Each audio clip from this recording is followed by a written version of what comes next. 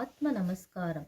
சித்த சமாஜ நிறுவகர் சுவாமி சிவானந்த பரமஹம்சர் அருளிய உலகக்ஷேம பிரகாசிகை. ஜீவகாருண்யம். மகாஜனங்களே, ஜீவகாருண்யம் என்று கூறுவதேயொழிய இன்று உலகத்தில் ஒருவரும் ஜீவகாருண்யம் என்றால் என்னவென்று அறிகிறதில்லை.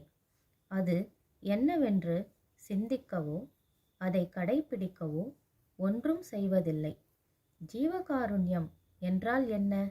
அதாவது ஜீவன் மேலுள்ள கருணை.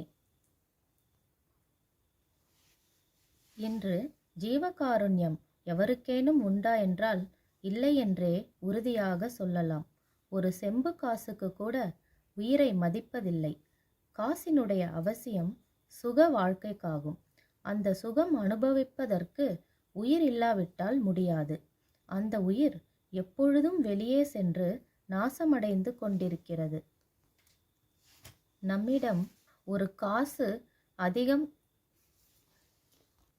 உண்டானால் அதை மிகவும் பத்திரமாக ஒரு பெட்டியில் வைத்து பூட்டி காத்து வருகிறோம்.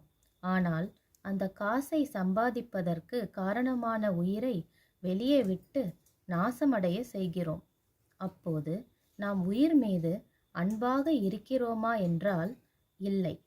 அது மட்டுமல்ல, ஒரு குற்றமும் செய்யாத உயிரை துன்பப்படுத்தியும் வருகிறோம்.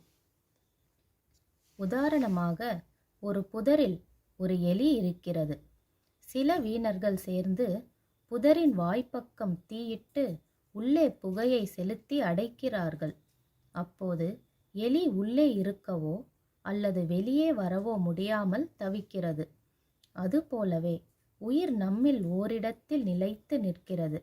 நாம் பீடி, சிகரெட், சுருட்டு, கஞ்சா முதலிய லாகிரி பொருட்களிலிருந்து புகைப்பிடித்து ஏற்றி உள்ளே இருக்கின்ற உயிரை துன்பப்படுத்துகிறோம்.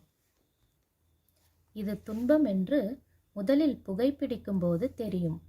முதலில் புகைப்பிடிக்கும் ஒருவர் திருப்தி இல்லாமலேயே இதை செய்கிறார். ஆனால் நாகரிகத்தின் பைத்தியமே அந்த அவசரத்தில் இந்த கெட்ட செய்கைக்கு அவரை ஆளாக்குகிறது. சிறிது காலத்தில் இந்த கெட்ட செய்கை மிகவும் அவசியமான நிலையில் ஏற்பட்டு ஓர் ஒழியா பிசாசாகி விடுகிறது. ஆனால் அது பழக்க வழக்கத்தில் நற்செய்கை என்றும் தோன்றுகிறது. ஆத்ம நமஸ்காரம்.